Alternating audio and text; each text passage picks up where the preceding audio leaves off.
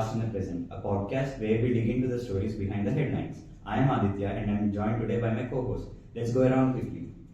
Hey everyone, I'm Ayush. I'm Jay. Hello, I'm Somesh. Great, so before we jump in, Ayush, what did you have for lunch today? Oh, I had some lunch ordered from Zomato, butter chicken and naan. It was tasty actually. Nice. And Jen, how was your commute here? Oh, I booked a Rapido bike. I came in like 15 minutes. It was so comfortable. Perfect. So within just a few seconds, we mentioned two gig economy ideas. And that's exactly what we are going to talk about today. Wait, before we go further, let's break it down for everyone. What exactly is the gig economy? Okay, so think of it this way. If you earn per task or per project instead of a monthly salary, you are basically a gig worker. So a delivery rider is paid per order, a driver per rider, a ride, a cleaner per home visit. Freelancers get paid per assignment. So basically it's all about getting compensated for individual pieces of work rather than drawing a fixed monthly income. So it's not just people on bikes delivering our food and groceries then? Exactly. A lot of people forget this. Gig worker also includes white collar worker also. The guy on the bike is the most visible face of the gig economy, but he's far away from the only one. Freelance designers, editors, coders, and content creators, they all come under this gig ecosystem too. And urban company technicians such as beauticians, plumbers, and electricians, they all are gig workers in different forms. Even YouTubers, online tutors, consultants, if you are earning per project or per session, you are a gig economy, right? The definition is actually much broader than the people most realize. And all this is usually organized by apps like Swiggy, Zomato, Ola, and urban company. It's like workers log in, do the task, and get paid.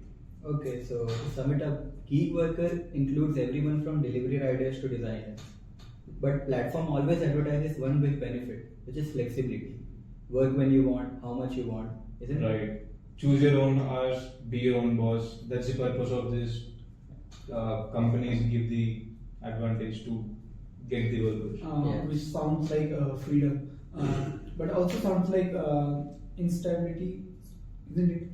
Exactly, that's the tension, right? Flexibility for the platform, uncertainty for the workers. In 2025, millions of Indians order food on Swiggy, book an Ola ride, and get groceries delivered within 15 minutes. It's convenient, it's fast, and it's everywhere. But behind this convenience is a workforce that often struggles with low pay, no social security. So that brings us to a very big question. If any of this actually new, or is the gig economy just a history repeating itself?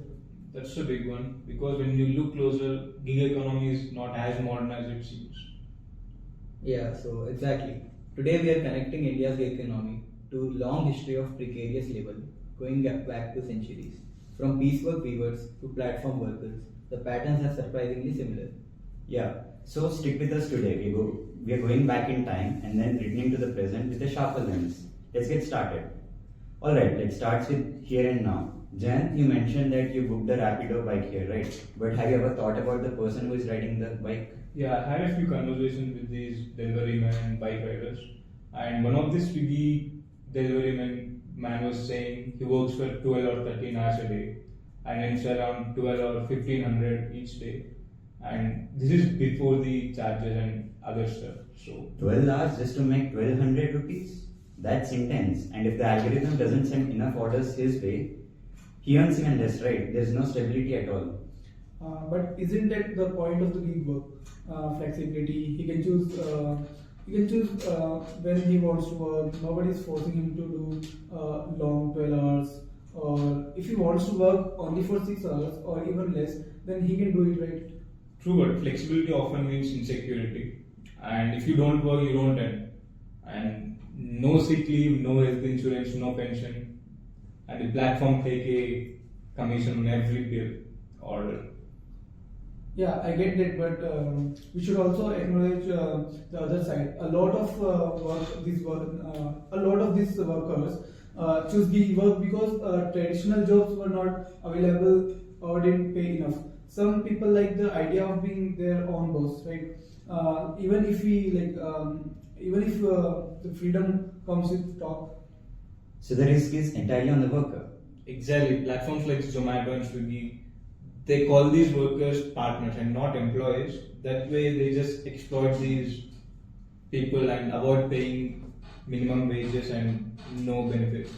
It's a clever piece of technology they use to avoid. कर्ज बंद कर हर एक customer क्या partner partner बोल के माला माल तो आप ही लोग हो रहे हैं।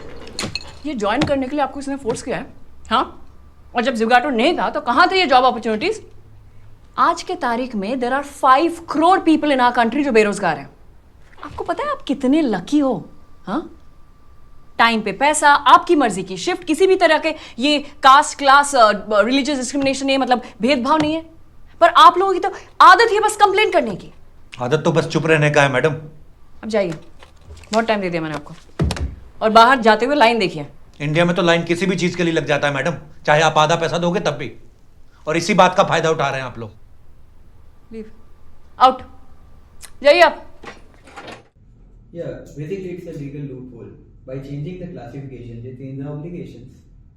Or a business model. Let's be fair, these platforms have created jobs for millions. Where would these workers be otherwise? Look at the data. Unemployment was a major issue before the gig economy boom. These platforms absorb people who couldn't find traditional employment. Isn't some income better than no income? That's a classic race to the bottom argument though. Just because something is better than nothing doesn't mean we shouldn't strive for something better than barely adequate. Maybe, but also reality, and let's not forget consumers benefits hugely. 10 years ago, regular food delivery was not even accessible to most of the middle class families, but now it's cheap and fast, right? So basically built into our daily routines, and because of this model. That's a valid point. But let's also talk about what's been happening recently, because 2025 has been a big year for gig worker tension. Jayant, you've been tracking the protests, right? Yeah, in fact, the pressure has intensified since the rise of quick commerce. Services like Blinkit, Zepto, promising the delivery under 10 minutes, and this means workers pressured and more speed, more penalties, and more algorithmic control. Just earlier in this 2025, we saw major strikes in Hyderabad, Mumbai, and Delhi of these, especially Zepto and Instamart riders. Workers protested sudden payout.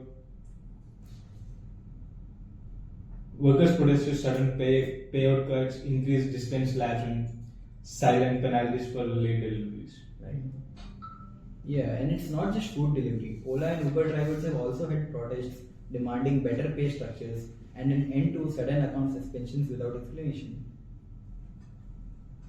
It's like the algorithm is the boss, but you cannot negotiate with the algorithm, right? Correct. You can't sit and down and explain your side of the story to everyone. Exactly. One driver said that earlier he used to argue with his manager. Now he just argues with an app which doesn't respond, and he complains and fills the form and queries. He don't get any response at all. Okay, let's also consider the other side. We get food in like just 30 minutes and rides in 5 minutes. So if a platform had to treat every worker as a full employee with minimum wages, PAFs or insurance, cost would go up, right? Would people still use those services? That's the tension, right? Convenience for consumers versus dignity for the workers. We're all complicit in this system to some extent. And actually, we recorded a conversation with a gig worker earlier this week. Let's watch it. Yeah. 3, 2, 1. Hello भैया, मैं सोमेश, आपका क्या नाम है? राजेश। आप ये काम कब से कितने टाइम से कर रहे हो? Something 3 or 4 years। अच्छा, और कितने घंटे काम करते हो एक दिन में आप? 12 to 13, कभी 15 आवर हो जाता है। और कितना कमाते हो आप इससे? Like what is your income? मतलब परमानेंटली फिक्स नहीं है, कभी मान लीजिए 20,000 से बचते हैं, कभी 15,000 बचते हैं मंथली। और स्विगी जोमेटो वालों का जो ये एल्गोरिथम है, क्या आप इससे पैसा कमा पाते हो? लाइक क्या ये आपकी कमाई में हेल्प करता है? कमाई में हेल्प करता है, मतलब एक जनरली अपना दिनचर्या जो होता है रोटेशन वो चल सकता है, मतलब इसे अपना ग्रोथ आगे सोचे वो नहीं होता। अच्छा, और क्या आपको सस्पेंशन का डर लगता है इसमें कि वो अकाउंट सस्पेंड कर देंगे हाँ, वगैरह, कर देते हैं। तो कैसे होता है? वो ऐसा होता है जैसे छोटी मोटी मिस्टेक्स हो जाती हैं कभी कभार। जैसे हमने ऑर्डर दिया, आपने बोल दिया मैं ऑर्डर डिलीवर नहीं किया राइडर ने, उससे अकाउंट सस्पेंड हो जाता है। और जैसे लेट से आपका एक्सीडेंट हो गया तो उसका क्या फिर उसका रहता है, इसमें इंश्योरेंस देता है। इंश्योरेंस देता है?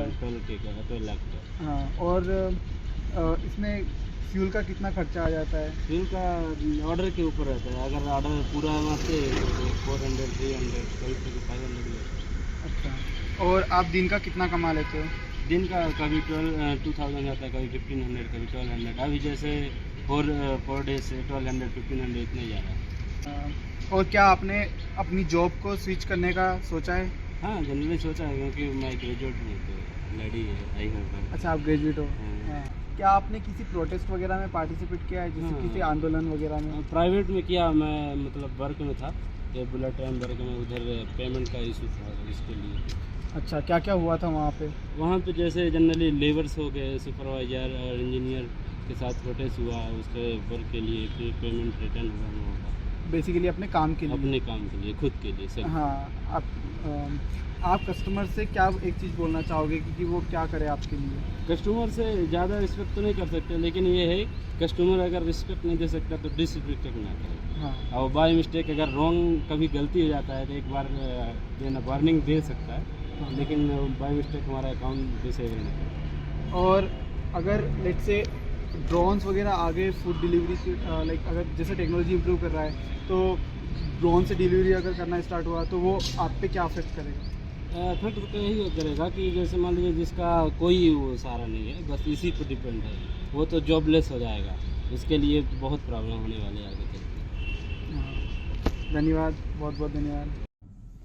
Powerful, and honestly, that's the part we never see. We just track the delivery timer, right? So the question is, how did we get here?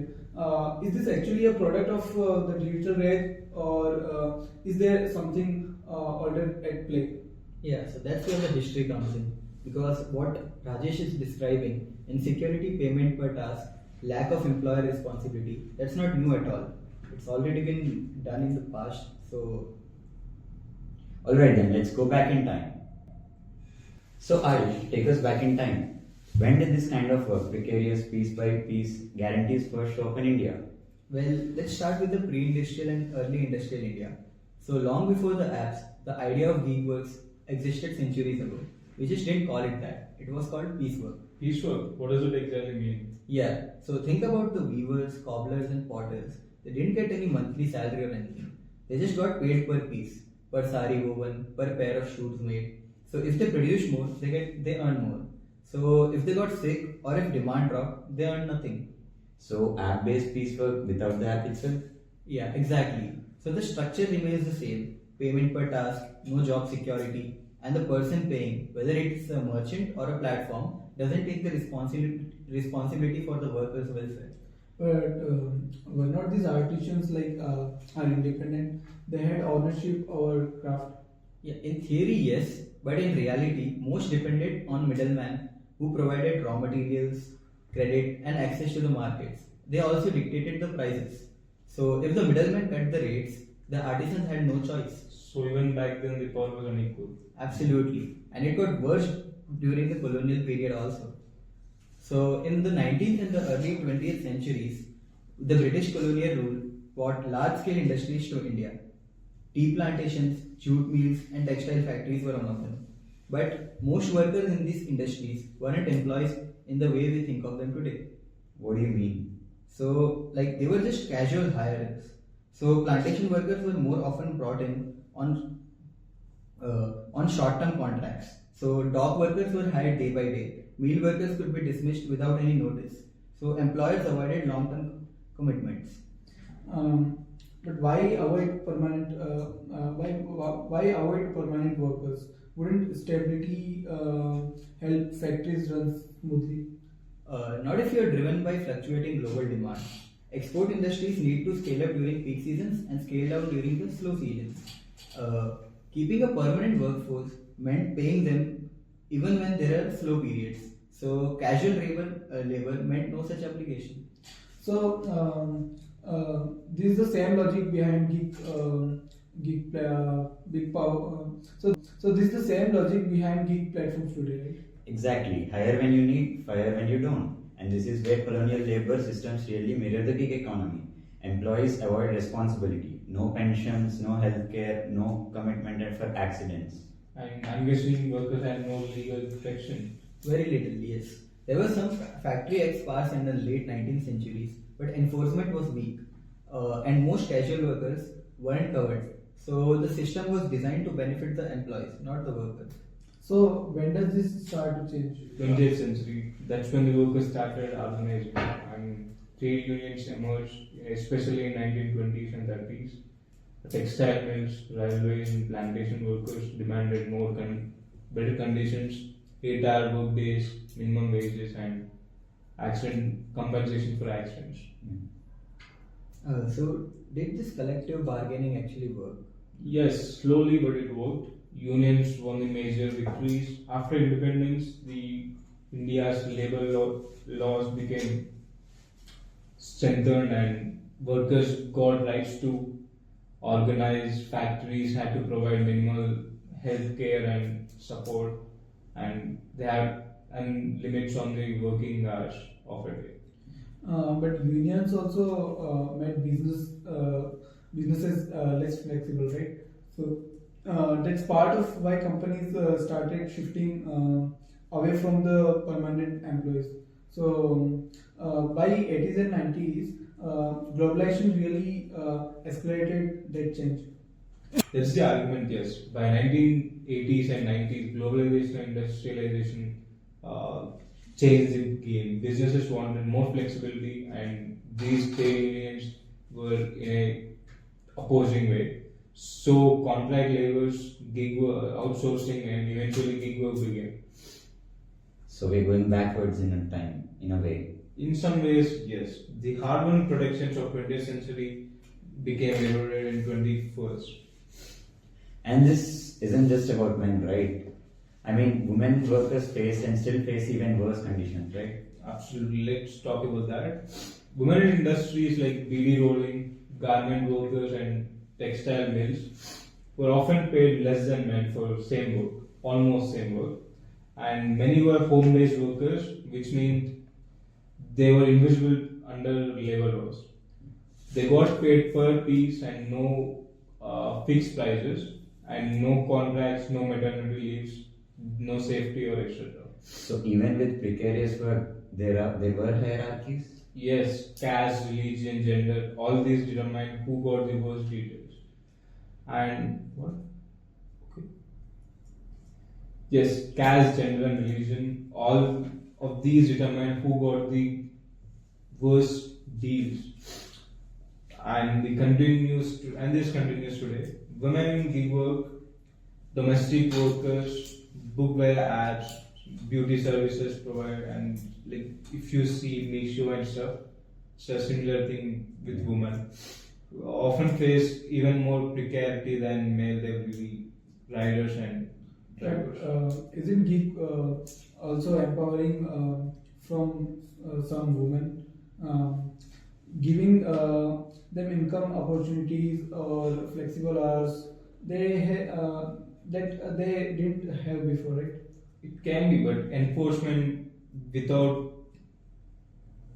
empowerment without protection is fragile. If a woman cannot afford childcare, or if she faces harassment on the job, what's the use of this empowerment? Yeah, fair point. So what we're seeing is that gig economy isn't a break from the past, but it's a continuation. Exactly. The language is new: partners, platform, apps, flexibility.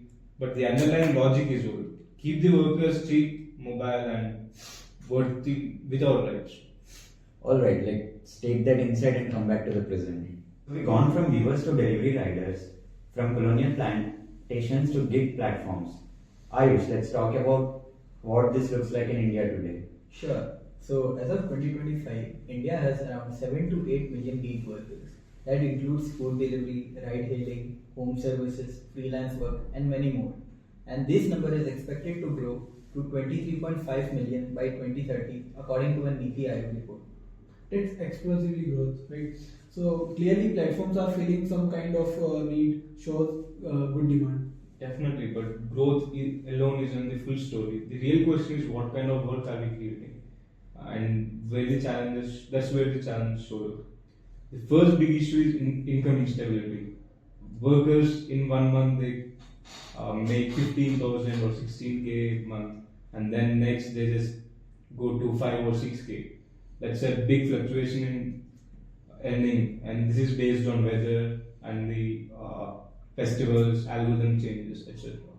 So it's unpredictable by design, and platforms change rates frequently. Incentives drop suddenly, delivery fee fares reduce, commissions increase. Workers have no say in these changes, right? And there is no safety net. Yeah, right. No provident fund, no health insurance, no accident coverage. If a worker gets injured, there's no. They are not their own, right? Which is exactly the piece rate trap which we saw with the Henry weavers. If you got sick in 1850, you starve. If you get sick in 2025, you starve. So the risk is 100% on the worker, right? But platform do offer some insurance schemes now, right? They do, but they are very limited. Ola and Uber offer a accidental insurance, but that's only you can claim it only when the driver is on a ride. If the driver is waiting for a rider or after a ride, it won't be applicable. Exactly, and then there's also algorithmic control, right? Workers don't know how the algorithm works, assign tasks, or how their ratings are calculated. Low ratings can lead to fewer orders or even deactivation of accounts of the riders. But isn't just it? Performance management? Every job has performance metrics. But the issue is transparency. Exactly. In normal jobs, you at least know what's expected and can challenge you, right? And a bad review. Here with the algorithm, it's a black box. Nobody knows what's going on inside. One Uber driver I spoke to said he has a low rating because a passenger was upset about the traffic. He had no way to appear. So there's no accountability. Yeah, exactly. And Fairwork India's recent ratings made it very clear. In 23 and 24 assessments, several major platforms scored very significantly low pay and transparency. Let's say Ola and Flipkart, Ola, Uber, we'll do this. Ola, Uber, and Porter got 0 out of 10 metrics, and Flipkart scored a 1 out of 10. And only a few like Big Basket, Swiggy, and Uber urban company met even basic minimum wage or cost covering standards. So it's not just individual stories, right? The whole system is failing workers. The problems are structural, not isolated. Yeah, like it's just like a new system with same old logic. Like earlier it was middleman or the trader deciding the prices. Today it is the algorithm. The faces have changed, but the control hasn't. Exactly, and that brings us to the question of worker classification. In India, most gig workers are classified as independent partners and not employees. But the platforms this way avoid paying minimum wages or any benefits. Yeah, this is just the classic contractor loophole, isn't it? Like back in the colonial era, British used terms like indentured labor to avoid calling it slavery. So today also we use gig partner to avoid labor laws. But legally it's allowed, right? Is anyone challenging it? For now, yes. It's being challenged. Courts in other countries have started ruling gig workers are employees and not just any partners or anything. We'll get to that in a moment. But JM, you said you have a positive story to this also, right? So what about it? Yeah, it's all not negative. It's not all negative. I spoke to a woman in urban company. She works as beauty therapist, and she said platform gave her flexibility to work around her kids' school schedule, and she has been able to save money and start a small side business. So for some people, gig working actually offers opportunities. Yeah, absolutely. The point isn't that gig work is inherently bad. It's just that it lacks protections. So if you can combine flexibility with social security, That's the idea, right? Which brings us to the policy, right?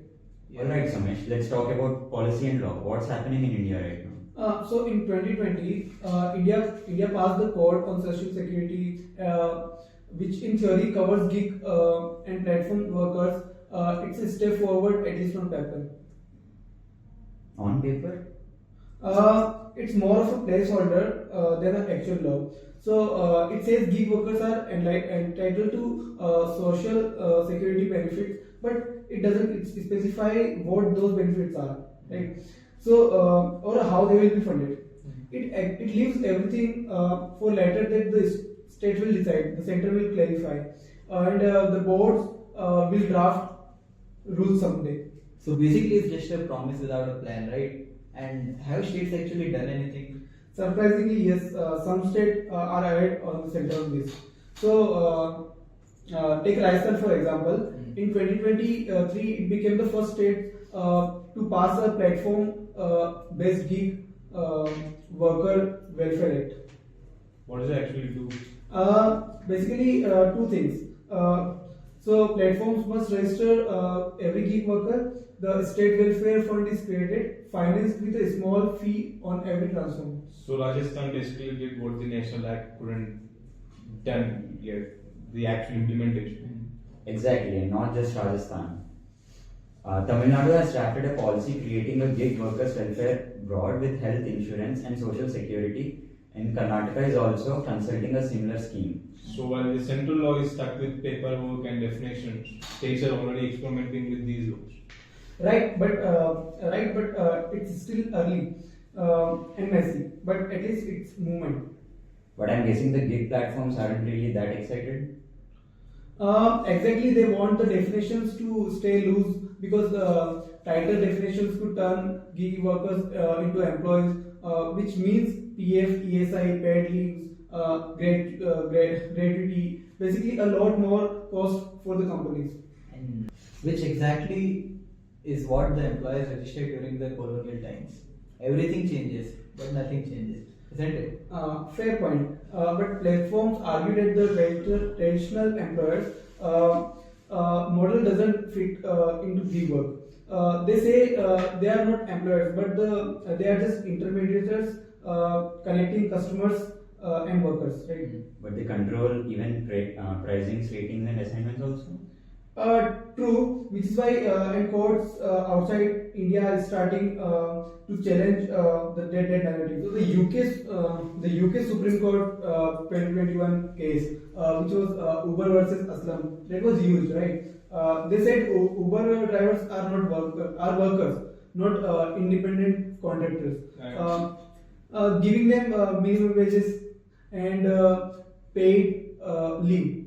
Yeah, and whatever the European Union directive, and I heard that it would assume gig workers are employees unless the platforms are able to prove it, and it shifts the burden of proof. This directive expected to affect nearly 28 million workers around Europe. Oh, that's huge. Also, meanwhile, in the US, California tried to reclassify the gig workers as employees, but then also platforms fought back with Proposition 22. So I mean, it's still a war. So globally, you mean the tide is turning? In some places, yes, but in India, we are still early in the conversation.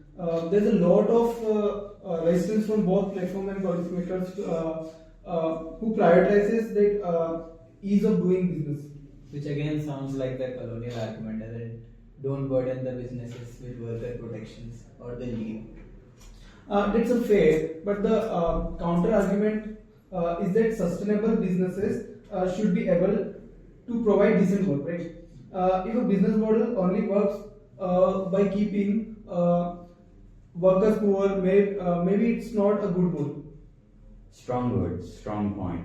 Now let's talk about the future. AI, automation, drones. Where does that leave gig workers? That's the next big disruption. Companies are already experimenting with drone deliveries and autonomous vehicles. If these technology come into market, millions of delivery riders and drivers could lose their livelihood. Yeah, and history shows its pattern, right? Every wave of technology disrupts the labor. So this technological displacement isn't new. Handloom weavers were also displaced by power looms in the 19th century. Also, the typists were replaced by computers. So the difference is that we will have some social security this time, or not? Exactly, and right now the world is debating the response. Some economists argues for universal basic income to support workers through job transitions. Others say the priority is massive reskilling, as workers can shift into roles that AI can't easily automate: caregiving, repairs, creative work, supervising roles, and etc. But those are long-term solutions. What about workers who are already struggling with today? In short term, three things matter. Enforce the laws we already have. Classify whether gig workers are partners or employees. Make the platforms accountable for fair pay and work in safe conditions. So honestly, I think workers need to organize really. Like collective bargaining transformed the labor also in 20th century. So I think it can do again. Unions made difference before. I think they can again.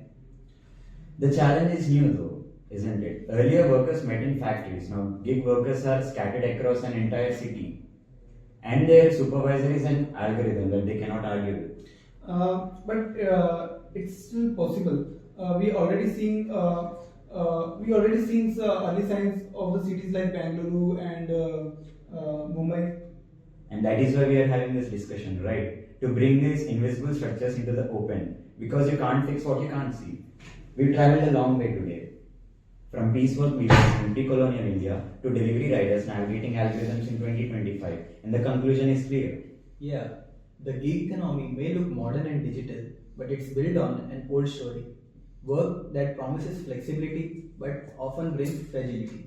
The technology is new, but the pattern isn't. And behind every quick delivery or affordable drive is a worker dealing with ratings, incentives, and unpredictable platforms. And without the predictions that earlier generations fought hard to secure. Yet there's possibility here too. Gig work can offer income, choice, and independence.